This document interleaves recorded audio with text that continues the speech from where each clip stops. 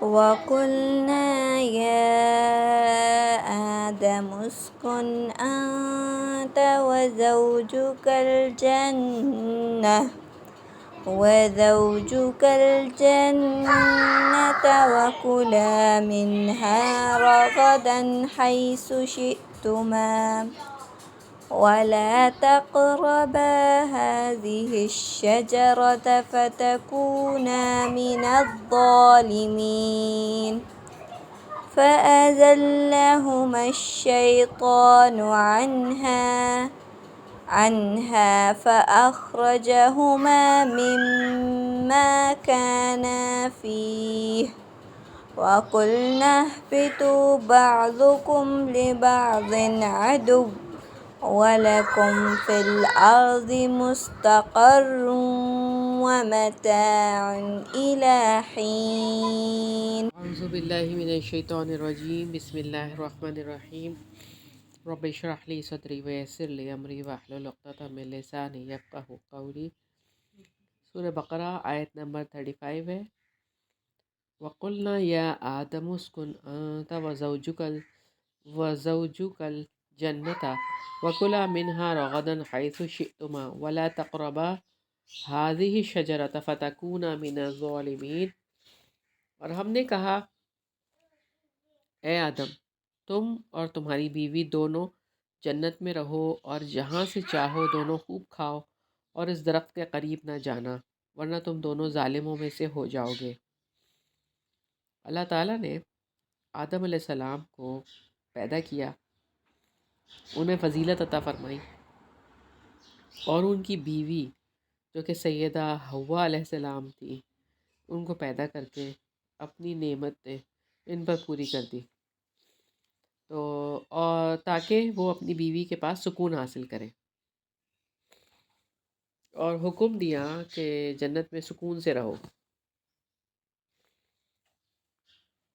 اچھا، اس میں یہاں پہ آیت میں جو ظاہری طور پر معلوم ہوتا ہے وہ یہ کہ سیدنا آدم علیہ السلام کے جنت میں جانے سے پہلے حوا علیہ السلام جو ہے وہ پیدا ہوئی اور پھر دونوں کو جنت میں رہنے کا حکم ہوا، لیکن سیدنا عبداللہ بن عباس رضی اللہ عنہما اور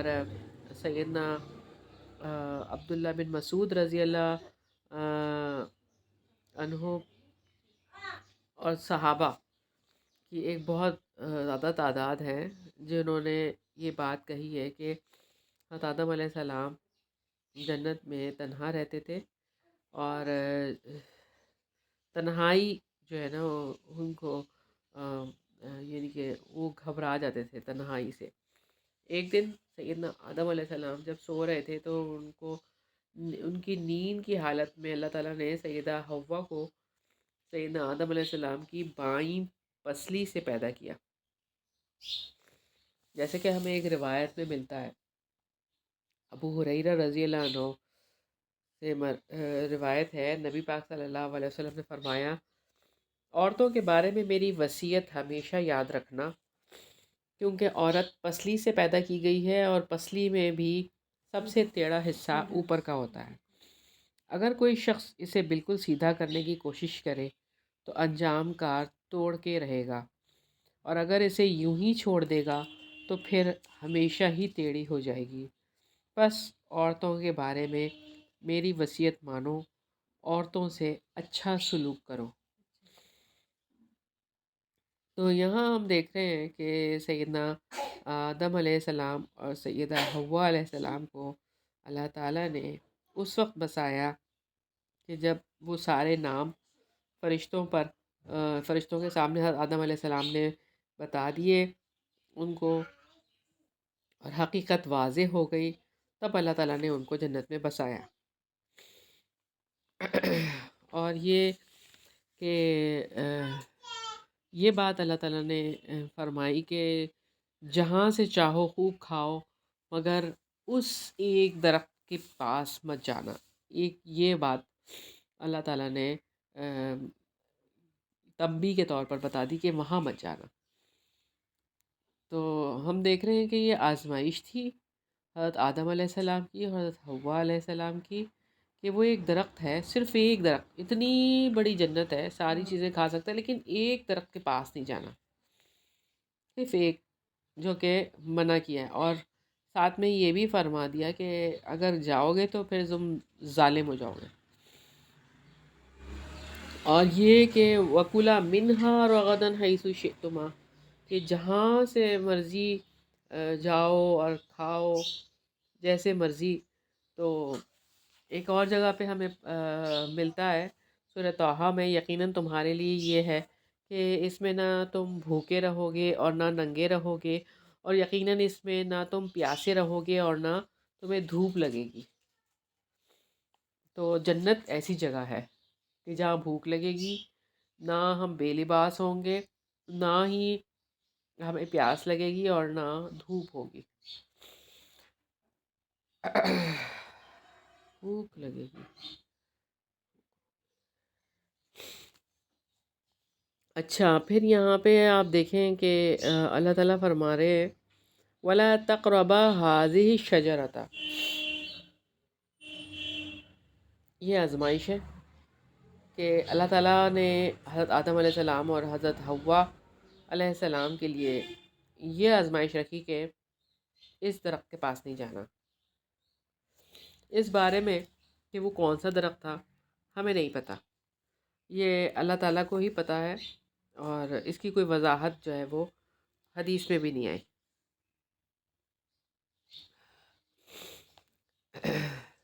اور یہ بھی کہ اس میں کیا حکمت تھی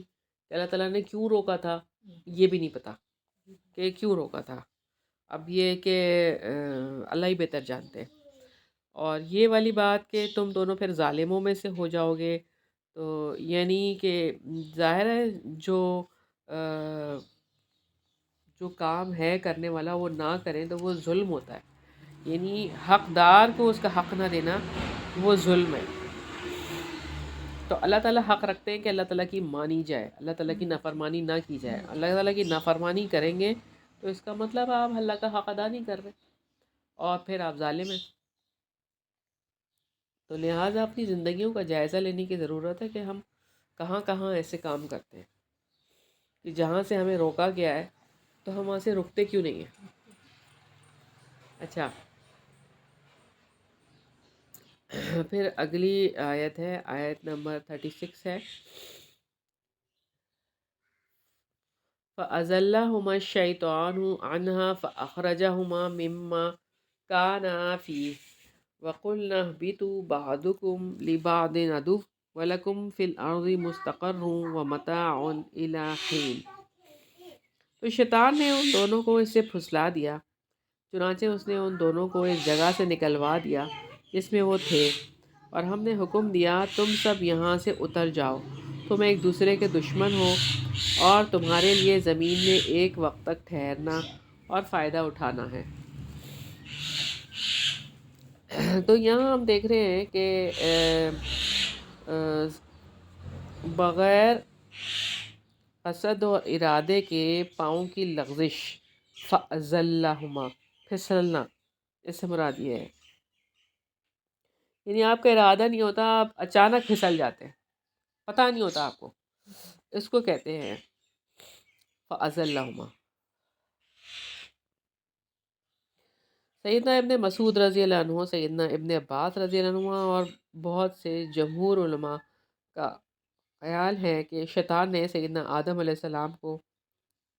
براہ راست اور روبرو جا کر بہکایا، یعنی ان کے سامنے گیا اور جا کر ان کو بہکایا۔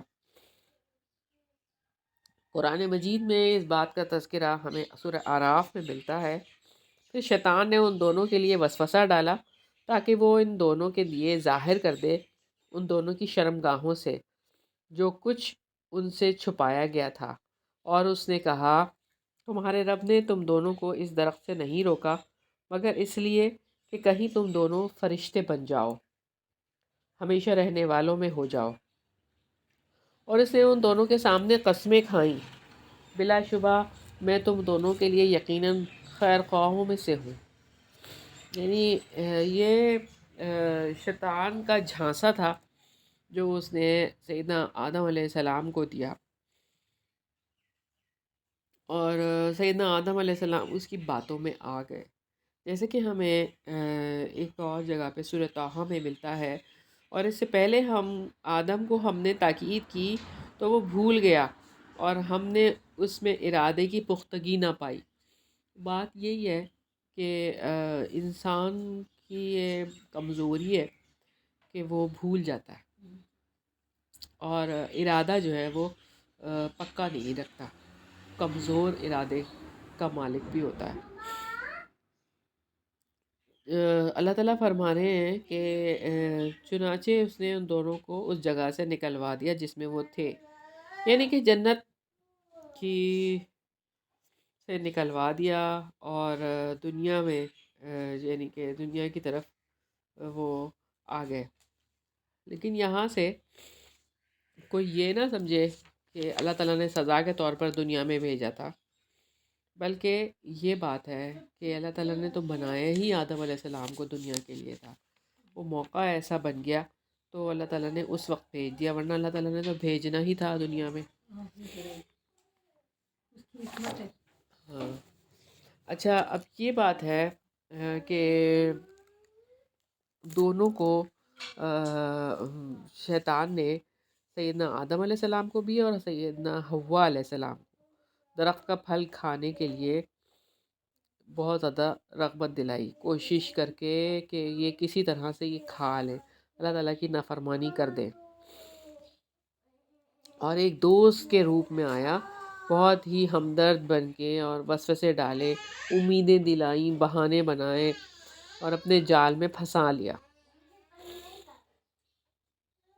انسان کے بھٹکنے کا آغاز بھی جو ہے نا وہ ایسے ہی ہوتا ہے کہ شیطان بہکاتا ہے پہلے، تو جب وہ شیطان کے بہکاوے میں آ جاتا ہے اور اس حد میں قدم رکھ دیتا ہے جہاں اللہ تعالیٰ نے روکا ہے، تو وہ ہمیشہ کی زندگی اور لازوال سلطنت کا لالچ دیتا ہے اصل میں شیطان، ہمیشہ سے، اور آج بھی انسانوں کو راستے سے ہٹانے کے لیے ایسے ہی کام کرتا ہے شیطان۔ اور پھر ہم دیکھتے ہیں کہ اللہ تعالیٰ آگے فرما رہے ہیں وَقُلْنَا اهْبِطُوا بَعْضُكُمْ لِبَعْضٍ عَدُوٌّ، اور ہم نے کہا تم سب یہاں سے اتر جاؤ، تم ایک دوسرے کے دشمن ہو۔ تو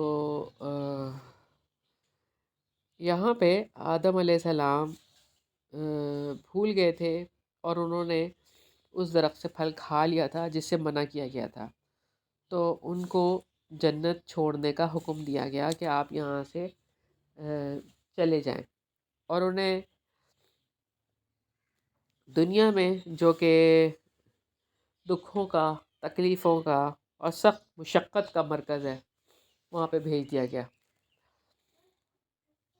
اور دشمن کون ہوں گے؟ ابلیس اور اس کی اولاد، آدم علیہ السلام اور ان کی اولاد کی دشمن ہے۔ ابلیس اور اس کی اولاد آدم علیہ السلام اور ان کی اولاد کی دشمن ہے۔ اچھا، دشمن اپنے دشمن کو نقصان پہنچانے کی کوشش کرتا ہے اور اس کو ہر بھلائی سے محروم رکھتا ہے۔ اللہ تعالیٰ نے بنی آدم کو شیطان کی دشمنی سے بھی ڈرایا، جیسے ہمیں ایک جگہ پہ ملتا ہے یقیناً شیطان تمہارا دشمن ہے تو تم دشمن بنا لو اسے، یقیناً وہ اپنے گروہ کو اس لیے بلاتا ہے تاکہ وہ بھڑکتی ہوئی آگ والوں میں سے ہو جائیں۔ تو شیطان تو ہمارے ساتھ دشمنی کرتا ہے تاکہ ہم آگ میں چلے جائیں۔ ہمیں ایک روایت میں ملتا ہے، سیدنا ابو ہریرہ رضی اللہ عنہ نے بیان کیا کہ رسول اللہ صلی اللہ علیہ وسلم نے فرمایا ہے کہ تم میں سے کسی کے پاس شیطان آتا ہے اور تمہارے دل میں پہلے تو یہ سوال پیدا کرتا ہے کہ فلاں چیز کس نے پیدا کی، فلاں چیز کس نے پیدا کی، اور آخر میں بات یہاں تک پہنچا دیتا ہے کہ خود تمہارے رب کو کس نے پیدا کیا۔ جب کسی کو ایسا وسوسہ آئے تو اسے چاہیے کہ اللہ تعالیٰ سے پناہ مانگے اور شیطانی خیال کو چھوڑ دے۔ یہ بخاری کی روایت ہے۔ ایک اور روایت میں ہے سیدنا انس رضی اللہ عنہ سے کہ نبی پاک صلی اللہ علیہ وسلم کے ساتھ آپ صلی اللہ علیہ وسلم کی ازواج مطہرات میں سے ایک زوجہ رضی اللہ عنہا تھی کہ آپ صلی اللہ علیہ وسلم کے پاس سے ایک آدمی کا گزر ہوا، تو آپ صلی اللہ علیہ وسلم نے اسے بلایا۔ وہ آیا تو آپ صلی اللہ علیہ وسلم نے فرمایا کہ اے فلاں، یہ میری فلاں بیوی ہے۔ اس نے عرض کیا، اے اللہ کے رسول صلی اللہ علیہ وسلم، میں کون ہوتا ہوں کہ میں ایسا گمان کروں، اور نہ ہی میں نے آپ صلی اللہ علیہ وسلم کے بارے میں ایسا گمان کیا ہے۔ رسول اللہ صلی اللہ علیہ وسلم نے فرمایا کہ شیطان انسان کی رگوں میں خون کی طرح دوڑتا ہے، یعنی اس حد تک وہ آگے بڑھ جاتا ہے کہ اچھے سے اچھے شخص کے بارے میں بھی، یعنی نبی ہیں وہ، نبی کے بارے میں بھی برے خیال دل میں ڈال دیتا ہے، وسوسہ ڈال دیتا ہے۔ تو شیطان آج بھی دشمن ہے، اور اس کی دشمنی جو ہے وہ بہت ہی زور اور شور پر ہے۔ آدم علیہ السلام کو اور حضرت حوا علیہ السلام کو جو اس نے ورغلا کے جو پھل کھلوا دیا تھا، تو یہ آج بھی ویسے ہی کام کرتا ہے، اور انسان کے ذہن کے اندر برائی کو خوشنما بنا کے دکھاتا ہے۔ بہت پیاری لگتی ہے وہ برائی، اور اس بات کا یقین جو ہے نا وہ کروا دیتا ہے کہ اس برائی کے نتیجے میں جو ہے نا تو تم یہ کرو گے تو تمہارا مقام بڑھے گا لوگوں کی نظر میں، اور دنیا میں رہنے کے لیے یہ کرنا ہی پڑے گا۔ تو انسان کو ہر وقت یہ محسوس کرواتا رہتا ہے، تو انسان پھر برائی کو نہیں چھوڑتا، بلکہ اس کے ساتھ ہی چمٹا رہتا ہے، اور بھٹکنے کی ابتدا جو ہے نا وہ یہیں سے ہی ہوتی ہے۔ پھر انسان اللہ تعالیٰ کی مدد سے محروم ہو جاتا ہے، اور انسان کے لیے اپنی غلطی سے پلٹنے اور توبہ کرنے کا موقع بہرحال موجود ہوتا ہے، لیکن شیطان اس کو ورغلاتا رہتا ہے کہ تمہاری توبہ کب سنی جائے گی، تم تو اتنے گناہ گار ہو۔ یوں انسان پھر آہستہ آہستہ دعا مانگنے سے بھی محروم ہو جاتا ہے، وہ دعا بھی نہیں مانگتا پھر، اور پھر نیکیاں کرنا اس کے لیے مشکل ہو جاتا ہے اور گناہ کرنا آسان ہو جاتا ہے۔ تو یہی شیطان کا مشن ہے، اور یہی اس کی دشمنی ہے، اور یہ دشمنی آج بھی جاری ہے۔ تو پہلی بات ہم دیکھتے ہیں کہ ابلیس اور سیدنا آدم علیہ السلام اور ابلیس کے درمیان جو کشمکش کا آغاز ہوا وہ آج بھی جاری ہے۔ جیسے کہ آپ دیکھیں، پہلی جو اس کی صورت ہے وہ یہ کہ انسان اور شیطان کے درمیان جو جنگ جاری ہے وہ انسان کے ضمیر اور اس کے دل و دماغ کے درمیان ہے، یعنی پختہ ارادے وہ کرتا ہے، سچا علم رکھنے والا ہے، اور وہ کامیاب ہے جو اپنی خواہشات کے پیچھے نہیں جاتا۔ شیطان اس پہ غالب نہیں آ سکتا، یعنی اس کے ارادوں میں آ کے وسوسے ڈال دیتا ہے، اس کے دل میں آ کے وسوسے ڈالتا ہے، یہ پہلی چیز ہے۔ دوسری صورت یہ ہے کہ جیسے کہ سیدنا آدم علیہ السلام کو اللہ تعالیٰ نے فرشتوں اور ابلیس کے درمیان کھڑا کیا، سجدے کے حکم سے یہاں پہ ایک کشمکش کا آغاز ہوا۔ مطلب یہ ہے کہ جو حق کی دعوت دینے والا ہے وہ بھی ایک آدم ہے جس کے سامنے انسانوں کو جھکنا ہوتا ہے، لیکن اگر وہ اپنے حسد کی وجہ سے، تکبر کی وجہ سے نہیں جھکتے تو وہ پھر ابلیس کی پیروی کرتے ہیں، اور اسی کشمکش کا آغاز ہو جاتا ہے۔ اور انکار صرف انکار نہیں رہتا، پھر مخالفت ہو جاتی ہے، اور مخالفت جو ہے وہ پھر رکاوٹ میں تبدیل ہو جاتی ہے، اور پھر انتقام میں بدل جاتی ہے، بلکہ پھر اس کے بعد ہی ایسا ہوتا ہے کہ ہجرتیں ہوتی ہیں، جہاد ہوتا ہے، اور آج بھی یہ کشمکش جاری ہے کہ اس طرح کے کام پھر ہوتے ہیں۔ آیت کے اگلے حصے میں اللہ تعالیٰ فرما رہے ہیں وَلَكُمْ فِي الْأَرْضِ مُسْتَقَرٌّ وَمَتَاعٌ إِلَىٰ حِينٍ، اور تمہارے لیے زمین میں ایک وقت تک ٹھہرنا اور فائدہ اٹھانا ہے۔ اللہ تعالیٰ نے زمین میں اتارے جانے کا مقصد واضح فرمایا ہے کہ زمین میں تمہارا ٹھکانہ ہوگا، اور یہ بھی بتا دیا متاعن وَمَتَاعٌ إِلَىٰ حِينٍ، ایک وقت تک فائدہ اٹھانا، یعنی لوٹ کے واپس گھر جانا ہے، جنت میں جانا ہے، اور ایک وقت ہے کہ یہاں پر آپ نے رہنا ہے.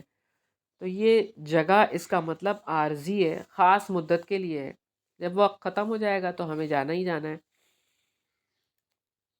اور یہ کہ ایک خاص وقت جو ہے وہ انسان کے لیے اس کی زندگی ہے، اور ساری کائنات کے لیے قیامت کا وقت ہے. یعنی ہر انسان کے لیے خاص وقت اس کی اپنی زندگی ہے. جب اس کی موت آئے گی تو اس کا وقت ختم. اور پوری کائنات کے لیے جب قیامت اللہ تعالیٰ بھیج دیں گے اور اس وقت پوری کائنات بھی ختم ہو جائے گی. مستقل ٹھکانہ نہیں ہے یہ، عارضی جگہ ہے. یہاں عارضی ٹھکانہ ہے، مستقل ٹھکانہ نہیں ہے.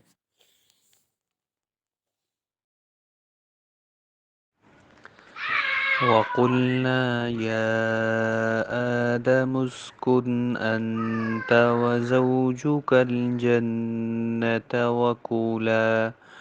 وكلا منها رغدا حيث شئتما ولا تقربا هذه الشجرة فتكونا من الظالمين. فأزلهما الشيطان عنها فأخرجهما مما كانا فيه وقلنا اهبطوا بعضكم لبعض عدو ولكم في الأرض مستقر ومتاع إلى حين.